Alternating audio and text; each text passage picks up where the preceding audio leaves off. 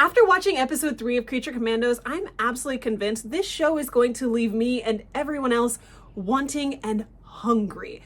Hey guys, welcome back. We are diving into episode 3 of Creature Commando on HBO Max, and I'm unsatisfied. I know that I am enjoying this show. I think that is just unarguable. I am absolutely enjoying this show. I love the research that I get to do during the show and after the show, mostly after the show, but it's not enough. I feel like I am sampling the show, and I do think that this show is heavily relying on what's to come, the live actions. I don't feel like I'm getting enough of fuel to last me until the next episode. I think that shows like this, especially given that there's only 7 episodes. Guys, we are already halfway through this series. I mean, sink that in. We've watched 3 episodes. There's only 4 left.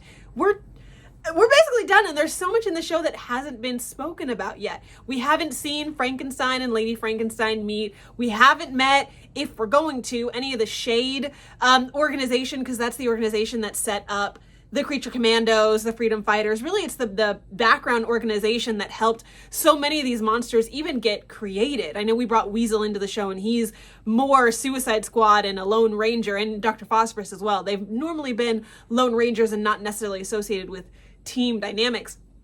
But there's so much in the underbelly of this show. I know that there's been a lot of rumors as well about possible Swamp Thing making his appearance, Wonder Woman making her appearance in this show. There's so many things that need to happen. And there's also a clip in, I believe it was the trailers or like happening on this season, of a lot of the superheroes like dead. They're like poked in the tummy. You know, they had their own little moment. But we see the devastation that something, because now after seeing the end of this show, or this episode specifically, where Cersei, God, I hate that they say it like that, but whatever, creative liberties. And who knows, maybe that is the proper way to say it. I don't think so though.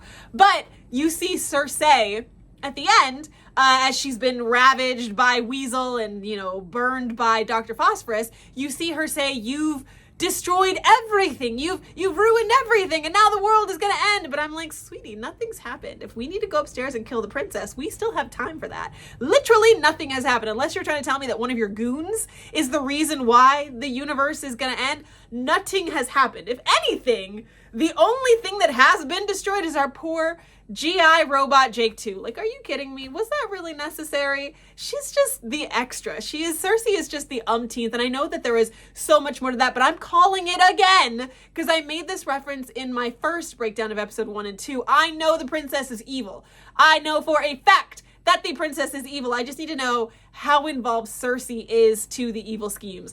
I feel like it's a few things, and they're obvious things. They're very easily written things, or easily come upable and then written things. But either Cersei and the princess have a backstory, the princess is working with Cersei and there was some internal beef and now she just hates her. But the fact that she's telling her goons, just kill her, we don't want her captured, we literally just end her, I think there's more to it. I think that in the same way that Cersei is trying to take over Themyscira, mayhaps this princess is also trying to take over Themyscira and the world. And the fact that they are all backwater people, they're unintelligent, they're behind the times, 20 years, that feels very much like a farce. That feels like they're putting on airs for someone's benefit. I don't know. But just all of these little things, you know, the fact that the castle is near Frankenstein's castle, who knows, maybe it's always been there, I don't know. But things are just lining up too easily. However, this episode specifically was about GI Robot, and I got to talk to a few of my friends about this morning, and about GI Robot and the Nazism of it all, and just, you know, the humanity in this being. And I'm curious on truly why he was sent to jail. That was my big thing at the end. I understand he murdered people. I know that is wrong, but like, aren't Nazis illegal? Like, I just, and I'm not saying that I'm condoning murder if it's Nazis. Killing anyone is bad. We know this. Killing anyone is bad. That is the quote. Killing anyone is bad. But I like, you know what his purpose is.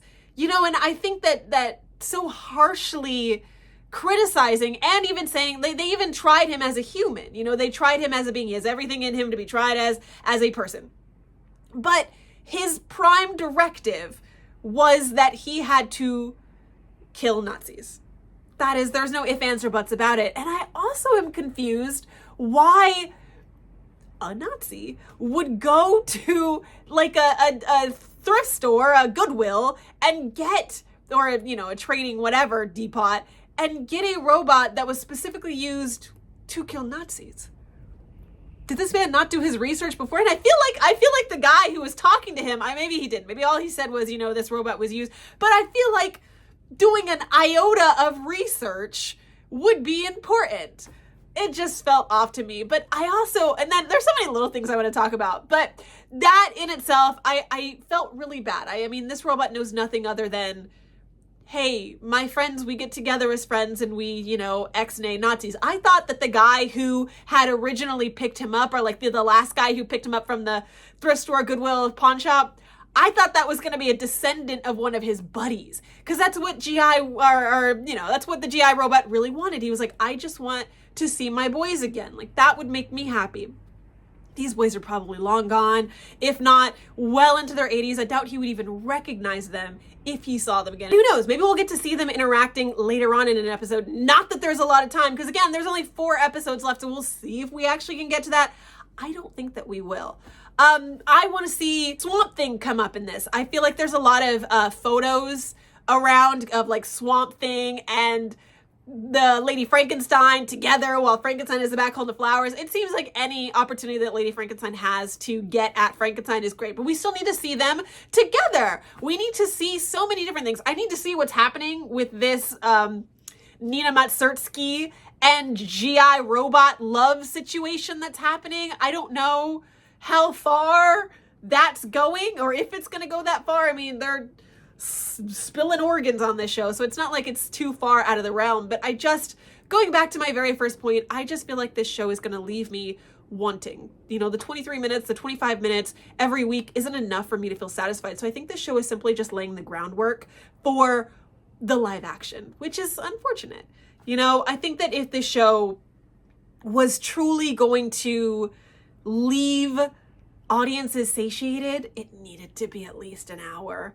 I think 7-hour-long episodes would probably have been more fulfilling and more rewarding to us as audience members, but also, we get what we get, right? We're introducing new characters. We didn't know how these characters would interact, but it's James Gunn's first DCU show. I feel like we as comic book fans and we as DC fans and we as James Gunn fans, we're going to make this show a success no matter what. We're all very excited for the future of the DCU, so I think 7-hour-long episodes would have been okay, but who knows, man? Who knows? But that's all my thoughts. I want to know what you guys think and who you're excited. We've now got the Frankenstein's backstory. We got GI Robot's backstory. Who do you think is going to be the next backstory? I mean, we already know.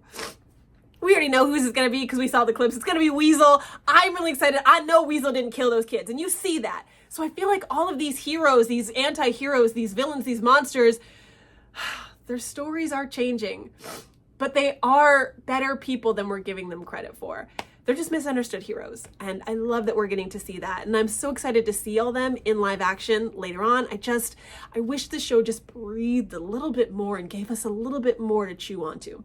But anyway, I digress. Those are my thoughts on Creature Commando. Let me know your thoughts and make sure to like, follow, and subscribe, and I will see you guys next week so we can break down the next few minutes of this incredible show. Bye.